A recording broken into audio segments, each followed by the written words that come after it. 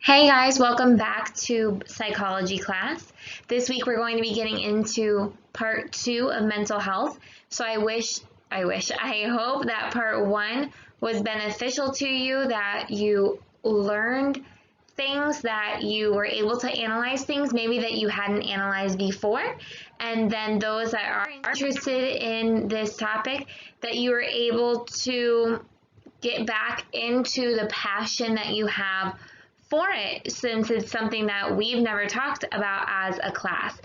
I'm excited about this topic, not because it's a topic that makes people happy or anything like that, but because, like I told you last week, it's empathy. It's empathy. The more that we can learn how to relate to different people, the more that we can learn how to relate in different ways to circumstances in other people's lives, the more compassion we can have on people, the more empathy. Remember what empathy is. It's putting yourself on someone else's level to understand what they're going through. Not understand like you can say, I know exactly what it is to go through your situation, but to say, I can understand that the emotions and the things that you're dealing with right now are legitimate, and that I am here for you, even if I have not experienced exactly what you're going through, right? So it's more that we can just love people, honestly. And it is super, super important. It's a topic that not everyone talks about. I can't say that it's not talked about a lot, because honestly it is. If you go on YouTube, you Google mental health, you Google depression, you Google anxiety, you Google help for people with mental health issues, you're going to find bastante amount of information. But it's not talked about outwardly a lot, only in certain sections of people that want to dive into those things, okay? So meaning like it's not a conversation every person is going to have, right? So it's important. It is important because it's legitimate things that people are luchando with every single day. And you probably know more people that are going through stress, anxiety, crisis, depression, or grief, which is duelo, in their life than you may realize. And a lot of people, when you step out of your house and everything like that, you put on your happy face and you say that everything's good. But people deal with serious issues that sometimes they don't know where to get help from. And the more that we can build empathy and compassion in our lives, the more that we are not going to be people that are going to hacer daño to those people that are struggling. We're going to be there to be an encouragement, and maybe the only encouragement that they've seen in a while, right? So to me, I look at this topic as a huge opportunity. The way that this topic was presented to me, like I told you guys before, was an opportunity as a teacher to help my students. And I literally, through all the craziness that we've been going through lately and the time that we really don't have, God just laid it on my heart to say, Jessica, stop for a second and listen to this information, because it's important and it's going to help you be a better teacher, and it's going to help you understand people better, whether you're a teacher or not. So that's why I want to share it with you guys, because honestly, you know that on my heart is to build you guys, help you guys develop the leadership skills that you're going to use today, tomorrow, and the next day, and the next day, to help people in this world for God. So I think that this is a huge opportunity to be studying something like this, even if it is just a little bit that we're getting into it. Okay, so let's do it. Just wanted to throw this table back at you just to say, don't forget about it. We've already gone through the part of what you already know about it, what you want to learn about it, and now we're getting into what you have learned. You don't need to fill anything out today, but we are on the depression part of it. So we are going to get into that today. And so you could fill out the que aprendí about that part today if you would like to at the very end. But again, we'll use that for a review in later weeks. Remember that mental health is a person's condition with regard to their psychological and emotional well-being, okay? So your mental health, it may be good, it may be unstable, it may be weak, it may be unhealthy, right? It's a person's condition, meaning like, are you emotionally, psychologically doing well and consistent in your life, or do you go up, do you go down, do you go up, do you go down? Do you stay down a lot of the times, right? So that's your mental health state. I told you guys last week that I would take an opportunity this week in the video and tell you my thoughts on the reflection questions that you guys answered last week, because I did not want to influence your decisions.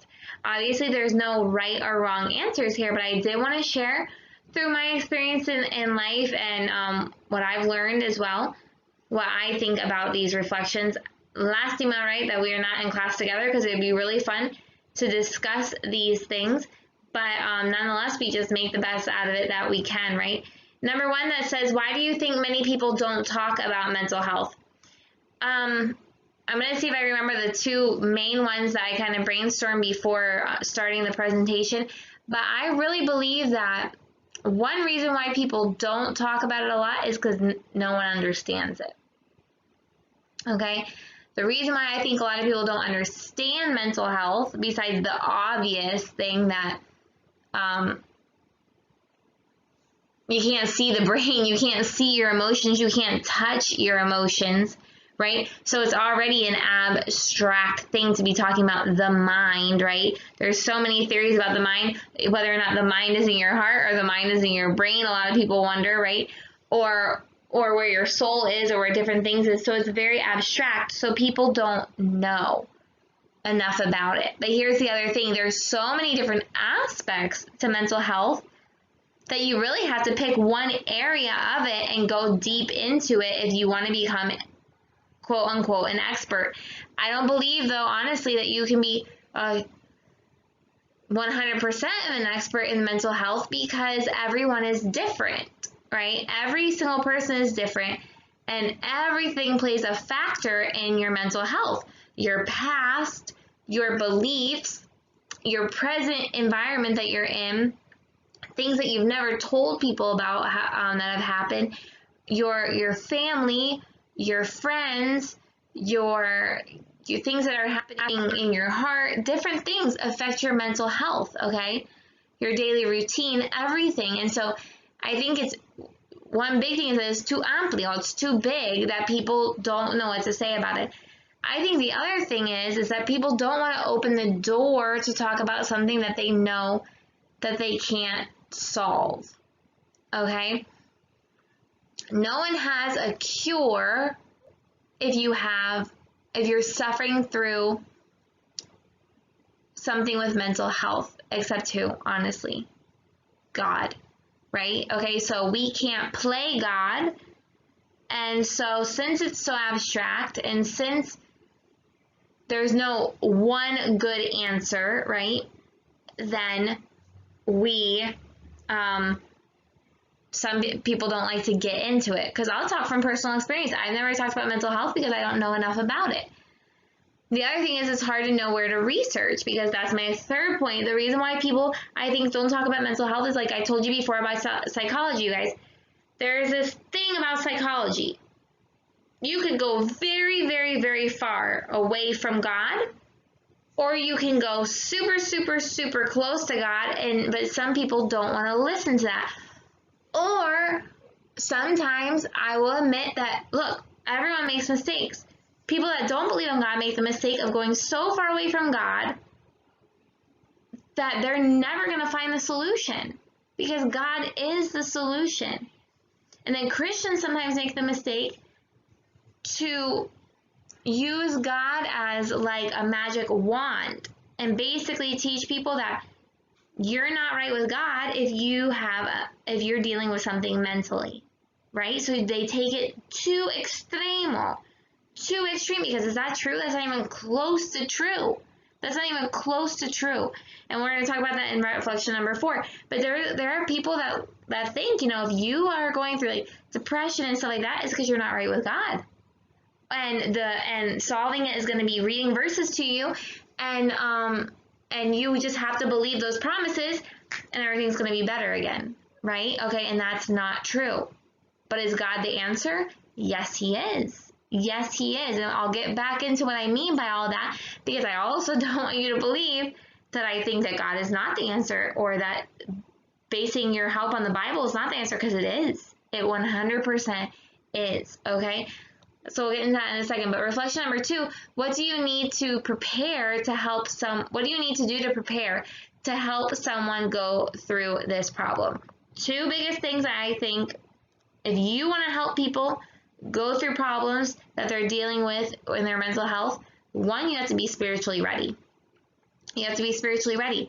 You can't have a bunch of theories based on human thinking without being spiritually ready with verses, promises of God, right?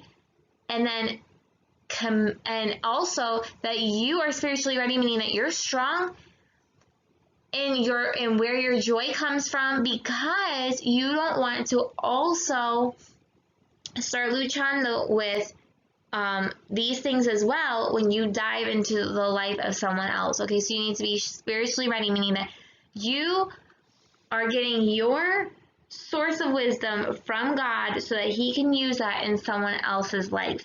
If you're like this with God, you don't want to grab somebody that needs your help and take them on your roller coaster with you. You need to be stable with God so that you can help somebody with that stability, okay? The other thing, though, to be prepared in this problem is that you are committed. You are committed. Here is the thing that you need to understand. If someone is going through depression, a crisis, stress, anxiety, duelo, grief, that is a process, you guys, okay? A process. That means that it does not matter what you say. No one going through those things is going to wake up the next morning better, okay? Meaning like better, like cured, sanado, okay? No one is going to wake up like that. People that are dealing with depression and all these things are going to have good days and they're going to have bad days, okay? They're going to have days, they're going to have moments where they're like this and then they dip, and then you need to help them while they get back up, okay? But you can't dive into somebody's life and say, I want to help you with this area of your life. I want to be there for you. And then you just leave it because you didn't know it was going to take this long. You didn't know that this process was going to go on and on and on, right? No, guys, there are people that are literally prone chemically sometimes in their body with their hormones, and sometimes because of things that they've suffered in the past, okay? And I'm not trying to speak ignorantly or anything like that, so, I'm not trying to speak like I know everything or that I don't know anything, right? But I'm saying that people sometimes have the tendency to deal with depression for a very long time, okay? For a very long time. I don't remember if I shared this with you guys last time. I don't think I did, but I shared it with the teachers this week. So say, like, sometimes, guys, depression runs in your family. Like, I was talking to my mom the other day because I know depression runs in my family. It's genetic. My grandma had it. One of my cousins definitely has it. Some of my aunts have it. And when I was like a couple years ago and before, if like I had a problem in my life, like, yeah, I was stressed about it, obviously, but I didn't shut down. Okay. But now I see myself sometimes, like, let's say like the car accident and different stuff like that, or like decisions that are weighing on me, or, a disappointment that I didn't even realize bothered me super much. Sometimes I will just shut down. Like, I physically can't do anything. I feel weak. I feel distracted. I feel like I literally have like no energy in my body. My mind can't focus on anything.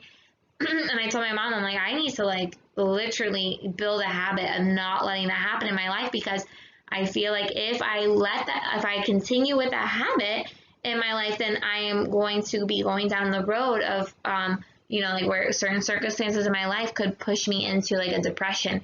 And I want to try to evitar that before it happens, because I know that genetically speaking, I could have the tendency to go into something like that. Okay, so just really quick, the rest of the slides aren't going to take that long, but so just so you know for that one, number 2.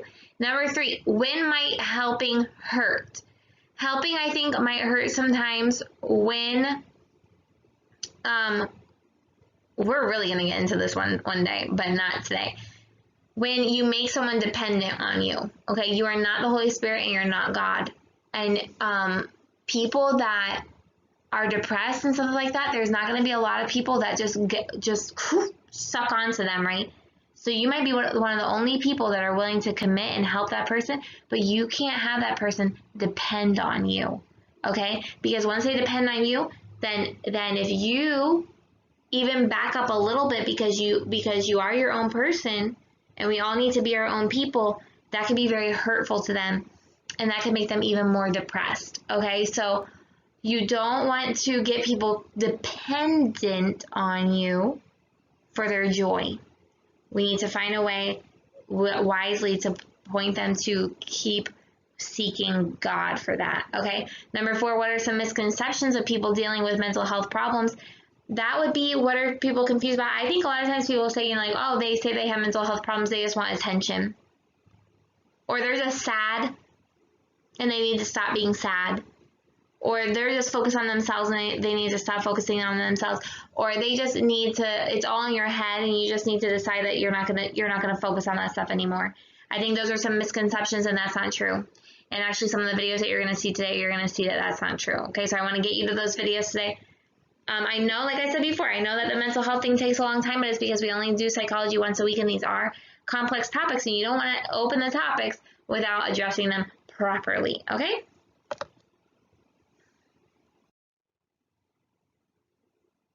So before we go on, I want to share another verse. Last week I shared a verse. This week I want to share is John 16:33. What did Jesus say to his disciples?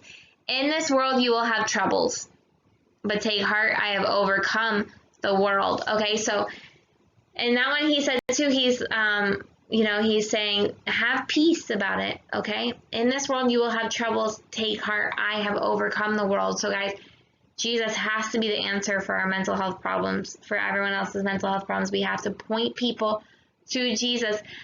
But keeping this in mind, it's a process and it's God's timing and it's a process with people, because yes, there are the promises of God, but that does not mean that we as humans have the ability sometimes right away to just grab onto those promises and believe them 100%. And so we have to be committed to helping people in the process of them gaining the faith to believe those promises and hold tight and depend on those promises and let those promises apply to their life. It's a process, you guys. So be committed to people to help them.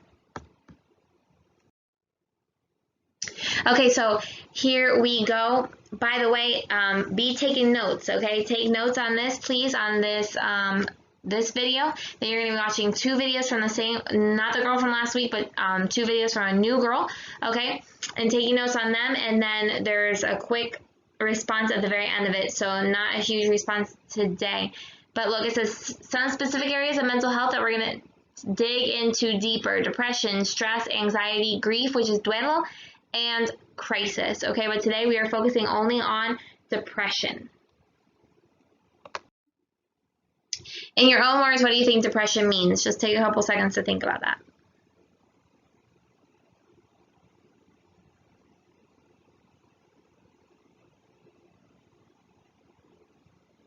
Okay, I'm going to show you a definition of it. Make sure you write this down. Depression is a frequent disturbance, okay? A disturbance is a trastorno. A frequent mental disturbance characterized by presence of sadness, loss of interest and pleasure, feelings of guilt or lack of self-esteem, that's autoestima, sleep interruptions or loss of appetite, okay? Feeling of tiredness and lack of concentration. All those things frequently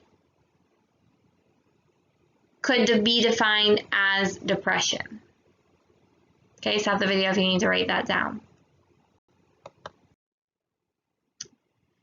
There are some risk factors of depression, meaning like, okay, people that have suffered through these things could fall into depression and they're at risk for it, is what it means, okay? who can diagnose depression, by the way? A psychologist, okay? We can't just say, yeah, I think you have depression, okay? You have to be very careful with that. Very, very careful with that, okay? Here we go. I'm not saying that you have to go to a psychologist to know it, okay? I'm just saying that we as people that are looking in don't need to just judge people or just diagnose them and confuse sometimes, okay? Number one, if someone has suffered an episode of depression before, then they're at risk to do it again.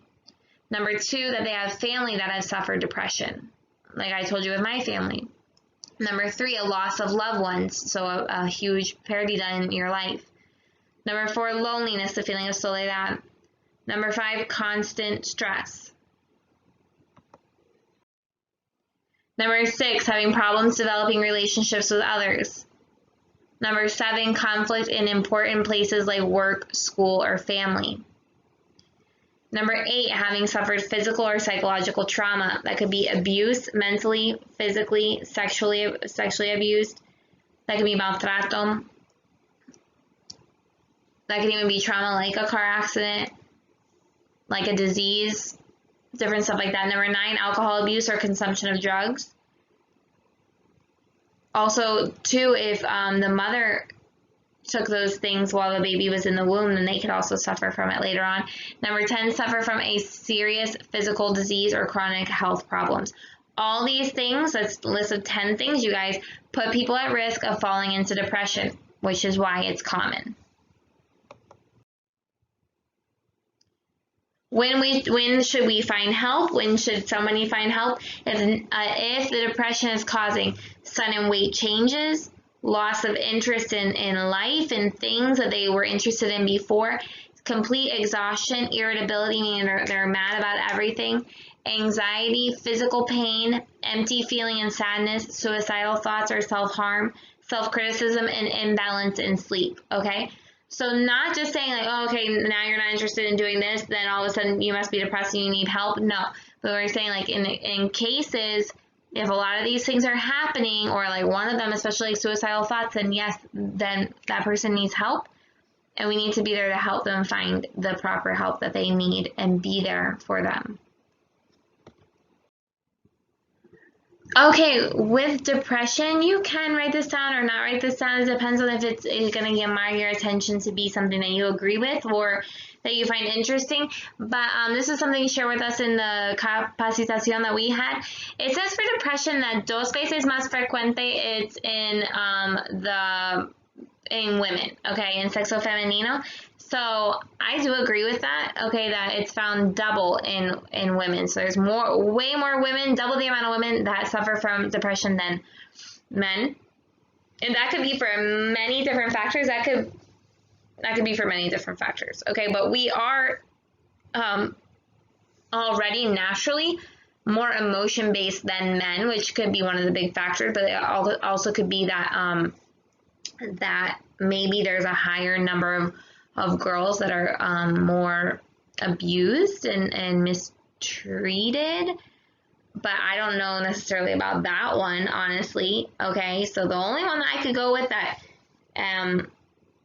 I would say it seems logical without looking at any scientific or statistics would be that women are already more emotion-based, which could make us more at risk to fall into depression.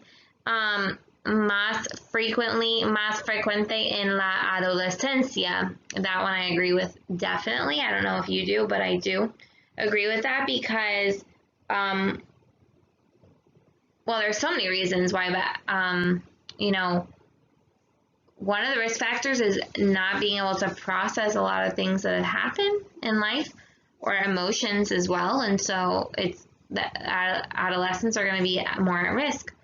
La edad depende en eventos estresantes, antecedentes genéticos, familiares y cambios hormonales. That's for sure. Frecuente entre los 20 y 50. Yeah, frequently. I'll agree with that because there's a lot of change in life going on there, but it's more frequently in adolescence, I believe.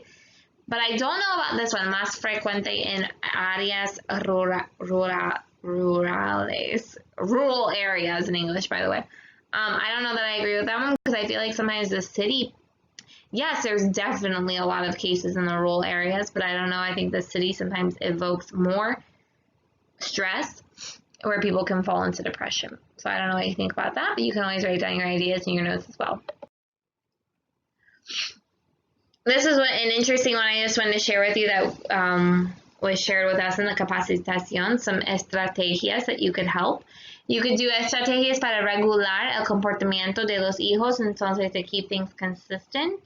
And a child's life will help them with risk factors of falling into depression.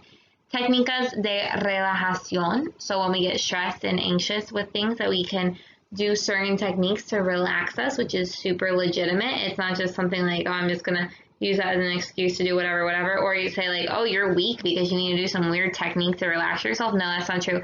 It's important and healthy. Habilidades de solución de problemas y negociación. So that's super important. We need to find real solutions and how to deal with problems and how to process all of that. Okay.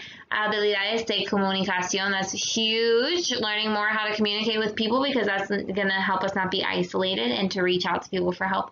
Y potenciar la autoestima y la asertividad. Okay, so that again, that's finding strategies to connect more with people, get out of the isolation, so that you can be around people to help you.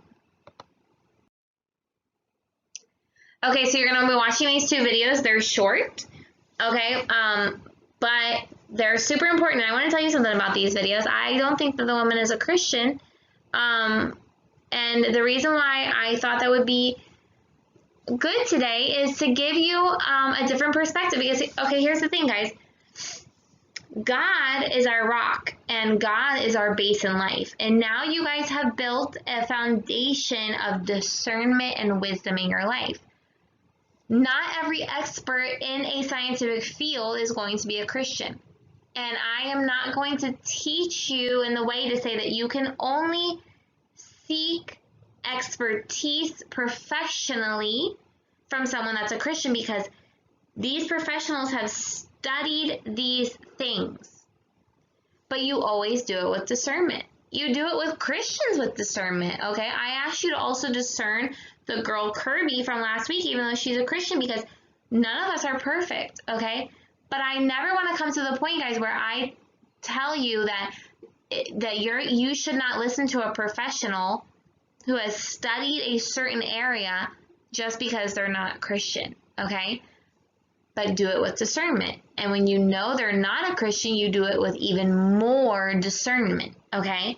Because you don't want to be basing your help and your understanding and your knowledge of something on worldly human philosophy. You don't want to do that.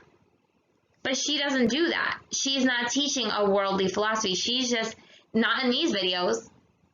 She has many videos, and I guarantee you, if I watched all her videos, I would find something I disagree with.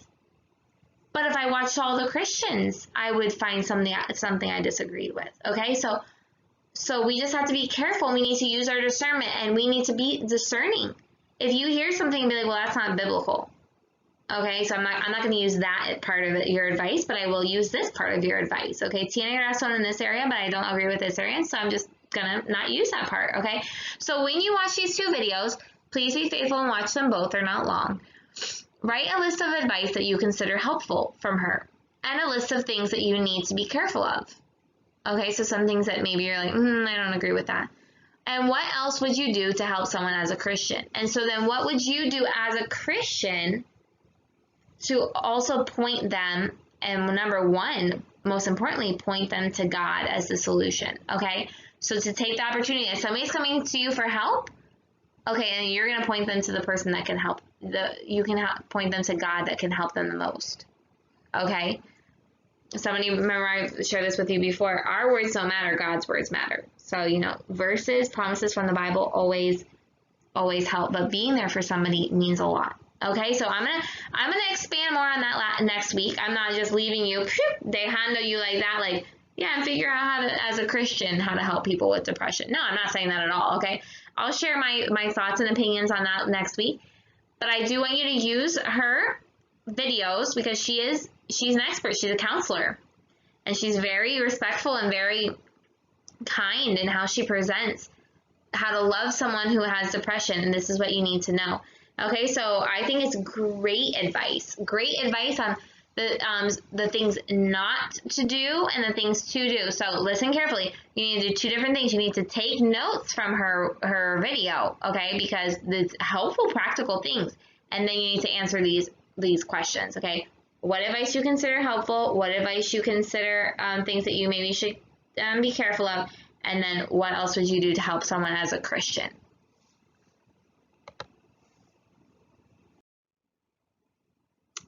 There you go. So your assignment for today, take notes from this presentation, watch the video and take notes, and then answer the questions associated with the video from the slide before. Thank you, guys. I really hope that you're learning something from this part of this, well, from everything, obviously. I want you to learn everything, but I hope that it's something brand new that you can, brand new for most of us, that we can gain empathy and compassion on to edify God's kingdom, okay? Bye, guys. Have a great day.